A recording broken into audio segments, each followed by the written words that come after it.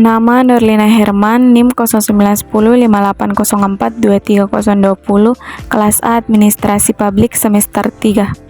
1. Pendahuluan. Memahami lingkungan eksternal dalam sistem politik sangat penting karena faktor-faktor eksternal ini mempengaruhi stabilitas, keamanan, dan kesejahteraan nasional. Interaksi dengan lingkungan eksternal memungkinkan negara untuk memperkuat posisinya di kancah internasional, menjalin kerjasama ekonomi, mengatasi tantangan global, dan mempromosikan nilai-nilai serta budaya nasional. 2. Tujuan lingkungan eksternal sistem politik. 1. Menjaga stabilitas dan keamanan nasional. Lingkungan eksternal yang stabil membantu dalam menjaga keamanan nasional dengan mengurangi ancaman dari luar. 2. Memperkuat hubungan internasional. Interaksi dengan negara lain melalui diplomasi, perjanjian, dan kerjasama internasional dapat memperkuat posisi dan pengaruh suatu negara di kancah global. 3. Mendukung pertumbuhan ekonomi. Lingkungan eksternal yang kondusif dapat membuka peluang perdagangan internasional, investasi asing, dan kerjasama ekonomi yang menguntungkan. 4. Mengatasi tantangan global. Lingkungan eksternal memungkinkan suatu negara untuk berpartisipasi dalam menyelesaikan isu-isu global seperti perubahan iklim, terorisme, dan krisis kemanusiaan. 5. Promosi nilai dan budaya nasional. Negara dapat menggunakan hubungan eksternal untuk mempromosikan nilai-nilai dan budaya mereka di panggung dunia.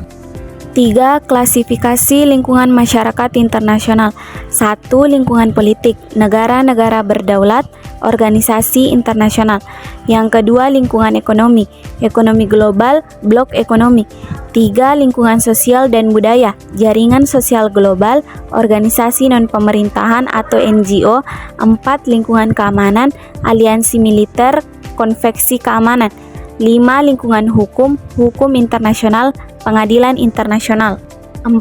Pelestarian hubungan Indonesia dengan lingkungan eksternal sistem politik. 1. Diplomasi aktif. Indonesia aktif dalam diplomasi multilateral dengan berpartisipasi dalam organisasi internasional seperti PBB, ASEAN, dan G20. 2. Kerjasama ekonomi dan perdagangan.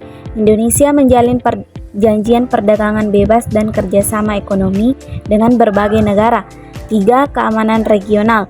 Indonesia berpartisipasi dalam kerjasama keamanan regional melalui forum seperti ASEAN Regional Forum ARV. 4. Pertukaran budaya dan pendidikan. Melalui program beasiswa dan pertukaran budaya, Indonesia mempromosikan pemahaman dan kerjasama dengan negara lain. Yang kelima, penguatan hukum internasional. Indonesia mendukung dan mematuhi berbagai konvensi dan perjanjian internasional. 5. Kesimpulan. Lingkungan eksternal sistem politik sangat penting untuk stabilitas, keamanan, dan kesejahteraan nasional.